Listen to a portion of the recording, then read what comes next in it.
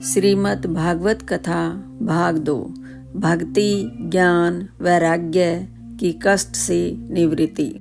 नारद जी ने भक्ति, ज्ञान और वैराग्य के वृद्धावस्था के कष्ट दूर करने के लिए वेदांत ध्वनि, वेद ध्वनि, गीता गायन किया, लेकिन उनका कोई प्रभाव नहीं हुआ।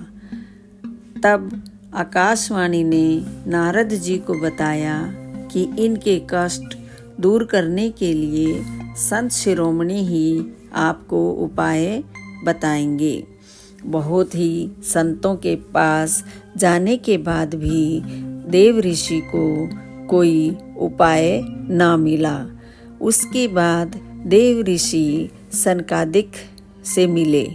उन्होंने कहा, नारद जी को देखकर उन्होंने कहा कि आप परहित में उदास होते हैं, बताइए आपको क्या परेशानी है।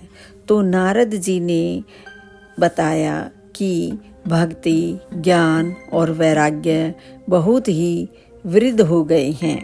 यहाँ तक कि मुक्ति तो इतनी क्षीण यानी इतनी कमज़ोर हो गई कि वो तो भगवत धाम ही चली गई।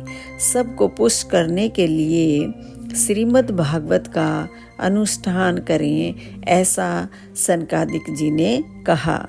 बड़े बड़े ब्रह्म ऋषि हरिद्वार में आनंद घाट पर सनकादिक से भागवत सुनने के लिए इकट्ठे हुए। सनकादिक को ऊंचा आसन दिया गया। जैसे ही सनकादिक ने भगवत लीला चरित्र शुरू किया, भक्ति, ज्ञान और वैराग्य बड़े तेजस्वी होकर वहाँ विराजमान हुए।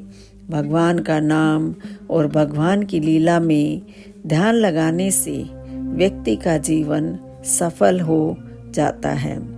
भगवान का नाम ही सबसे बड़ी साधना है। अपने अपने घर में भगवान की नाम की चर्चा अवश्य करें, ताकि आपका जीवन धन्य हो जाए और आपका घर भगवत धाम बन जाए। श्रीमद् भागवत सुनने मात्र से हमारे सभी पाप, दुख, कष्ट नष्ट हो जाते हैं।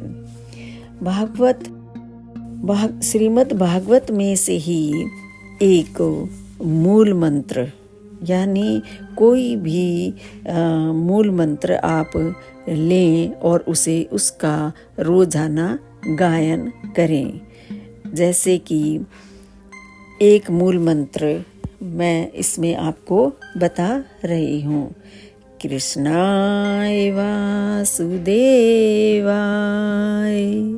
हरिये परमात्मने प्रणत क्लेश नाशाय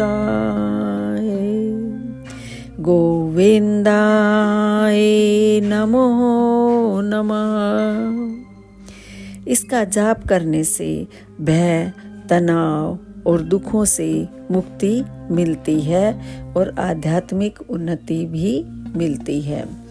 भक्ति, ज्ञान और वैराग्य तरुण अवस्था यानी यौवन अवस्था को प्राप्त करके वहाँ पर यानी हरिद्वार के आनंद घाट पर उपस्थित हुए और सबके बीच में गाने लगे। श्री कृष्ण गोविंद हरे मुरारी, हे नाथ नारायण वासुदेवा।